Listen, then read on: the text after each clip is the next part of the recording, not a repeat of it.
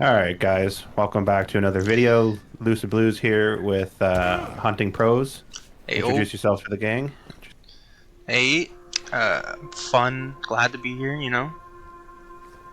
Indeed. So, new series with you guys. We're basically going to be doing a little podcast kind of game review style. And I brought my buddy along here to, have our thoughts on some games. And the first introduction to the games that we're going to be doing is what you see on the screen right now. We're going to be doing the Dying Light series, starting off with Dying Light 1. What are your thoughts on the game overall, Dawson? Because I really like the Overall, game. I really liked the game too. It was nice and different for the time that it came out. Uh, it was kind of scary because this was a little bit ago, so I was a little bit younger and kind of scared the shit out of me when it was nighttime. But I would say that if it was on a tier list, I would say this is A tier, close to S tier. Really, it was pretty fleshed out. I don't think there's many bugs. Um, but if it was like on a scale of 1 to 10, I would say it's solid 8, 8.5, almost 9. Not a full 10 out of 10 because it did scare the shit out of me. So, but Yeah, that was fair enough as kids, man. yeah. This is a whole game. Oh And yeah. what was really awesome, I don't know if a lot of you guys know, but Techland was part of Deep Silver that created the Dead Island series, which I've been playing since a very, very long time. So Oh yeah. seeing this game originate from Dead Island was like phenomenal. It was an absolute upgrade in my opinion. Not dissing on the Dead Island series, but No, overall, we might do that Dead next Island too. for sure, for sure. With the new Dead Island game out, it would definitely be wise to do that. But with the like, I'm going to start off with the discussion, the combat in this game. Now, from this compared to Dead Island, for example, since two separate companies, the combat in this game was a complete one-up with the parkour. It added a complete different aspect to any other zombie game. I really think that Dead Island revolutionized the gaming, like the zombie experience. What do you think? Yeah, for sure. When I didn't play Dead Island when it first came out. We went back with a couple buddies and played it, right? And for an old game, I try to give the old games as much credit as possible because what the standard that we have today of them, right? They got For to sure. be open world, whatever, look fantastic, right? But the old games aren't going to do that. We remember them looking fantastic, but they weren't, and but some are. I will give them that. But no, I like the first Dead Island. Uh, it is the same kind of because they are from the studio, but really them doing the parkour and everything, and the comment feels lighter and more. What's the word I'm looking for? More oomph behind it, right? Like you actually feel like with the dismemberment system and everything, and but it feels a lot like the old Dead Island, and I like the Dead Island, and this is just a big plus. They did really good with this game. Uh, yeah. For sure, for sure. And another thing I wanted to mention was the atmosphere of this game. I loved the lighting because compared to the original Dead Island, you were Yeah. stranded on an island, right? Remember Benoi? You're Oh stranded yeah. on Benoi. And that was more of like a tropical, vacational kind of, vibe. It was very colorful. But this game takes it in a completely different direction with like the sewer systems and you're in the slums, right? You're in a really like just looking around, right? You got gray skies, you've got just very like dark toned colors. It really adds well with the flashlight combo, especially at night. Playing it at nighttime at this game, like Dawson here was saying, was completely different experience back in the day. Yeah, for sure. Especially because they got that little tinge to the game, that little filter on it. Um, that they put into the second game, but I'm not gonna not go into a whole thing on the second game. But just yeah, the lighting, like it's like you can believe this is a city. People lived here, and that's why you can tell where the most zombies are. That's where it was mostly populated, right? Like if we go onto the bridge, whole bunch of cars, whole bunch of fucking zombies, right? Because everybody was trying to leave. So I Yeah, really like that, and That was really good of them, like put in. Then you got the survivors. The voice acting is pretty good. But I don't want to steer too off onto other topics because you have what you kind of want to go through. So I'll let you bring those up. Yeah, and I'm gonna give a little shout out to Techland here because I'm gonna be honest. Out of any gaming company today, I don't think any other company can compare to Techland with how much love they give their games and how well they listen to their community. I The fact that this game is still getting updates to this day is absolutely bonkers, and they keep the game relevant, they keep it clean, and they keep it modernized. yeah I will I agree with you on that. But recently, because Baldur's Gate 3 came out, I would say that studio, I don't remember the name for some reason, they did really fucking good with that game. I played some of it. I played like 4 hours of it. But no, Techland and that studio, holy fuck. They really appreciate the community. They listen to the community, which is a good fucking thing. But they know not to add stupid shit like fucking Call of Duty. But no, I will give them credit. I would shout them out too, and like they're really good with their consumers and everything like that. Yeah, for sure. I haven't played Baldur's Gate yet, but I should. have played Divinity, which is another series that company made, which is also very phenomenal. If you're The game back, if you're into Dungeons and Dragons, definitely play Baldur's Gate 3. But go ahead, sorry. absolutely, I 100% agree with that. But another interesting thing with this game was the character development. I absolutely love the storyline of this game. I'm not gonna lie, I've beaten this game over 10 times, which is that's pretty good of a game. I'm not gonna lie. And just this character in general, like Kyle Crane, with not gonna try to spoil anything here for anyone who has not played this I game. mean, we could just put a warning because it is such an old game. Yeah, if we do accidentally, but it just Kyle Crane in general, like all the characters had really good development. If you look at what's her face, Jade, you got the boss of She was hot. the building, Raheem. It's just a lot of character development, and from what Kyle Crane started as to what he ended as, they did really good on that. Yeah, I don't want to go through too much on that because if I say whatever, I think it's gonna spoil the story. But you can tell from the beginning to the end of the game how much of a difference there is, which is in character development form, which is really nice, and I love that in a video game when you actually can tell that your character is developed and like you agree with it. That's really big for me, and they did a great job on that. Honestly, like really good job. Yeah, for sure. With the storyline, there's a lot of zombie games. Unfortunately, even television series or movies, a lot of the scenarios are predictable. But honestly, Dying Light did a pretty decent job of trying to keep things fresh, and they did a really good job in doing like trying to make things that you didn't expect. Like there was a couple moments in this game and even in Dying Light 2, which I can't wait to discuss about in the future, but there was a lot of twists and turns. And I just absolutely loved it. This game kept it fresh, and they always keep it fresh. And honestly, I would do another playthrough of this game. That'd be my 11th.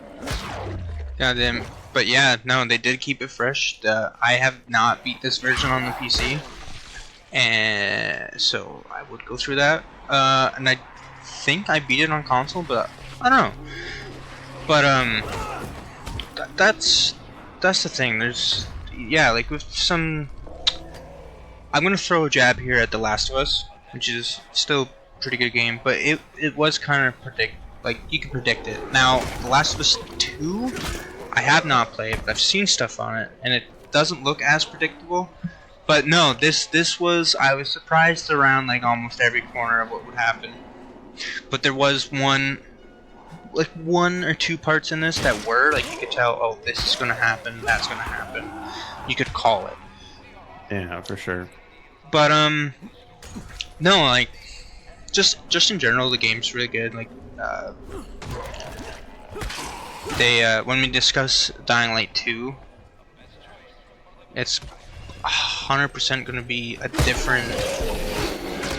I don't want to say 100% a different take on it compared to what we're doing on this one, but it's going to be definitely different. Yeah, I 100% agree. And The Last of Us was another very great story. I think, honestly, out of any storyline game, Last of Us is definitely up there. I'm not saying it's the Yeah. best, but it was definitely really good. It really hooked you with the characters on that one. Another great zombie game. Red Dead Redemption 2, good story. We For could just do a video on stories. Yeah, we could. Maybe the Red Dead could be another, maybe a future series. Possible Yeah. drop. Possible. Watch out for that one. Yeah. But yeah, overall, like, from what Techland did over with Deep Silver from Dead Island to Dying Light 2, like, it's the same concept, but two different games completely. Like, and another thing I'm about to mention is the parkour, and that's what Techland was really trying to make an emphasis on with this game. This is why we're different. And this is the parkour. Now, the parkour in the beginning was, when the game first came out, was buggy, of course, because, it's new technology, right? New mechanics, and honestly, for back then, the parkour was pretty good. There had its occasional bugs, especially with the grappling hook, but of course, with Techland and the community, everything has been polished very nicely. And what are your thoughts on the parkour in this game? I love the parkour, especially if you get really good at it. The only thing that at first threw me off was the controller scheme for it, where you have to press the top right bumper to jump, right? Because you're playing a game, you think, okay, why is the jump, right? Whatever. Or like if you're on controller, at least. It's just weird that way, but I feel like it did make a pretty good choice for using that button, surprisingly. I don't think many people we know changed it. No, I definitely did not. I definitely didn't. It's just, it takes a second because you're pressing Y, like if I'm on controller and I'm like, why am I not jumping? Like, but no, it fits. Oh, sorry, go ahead.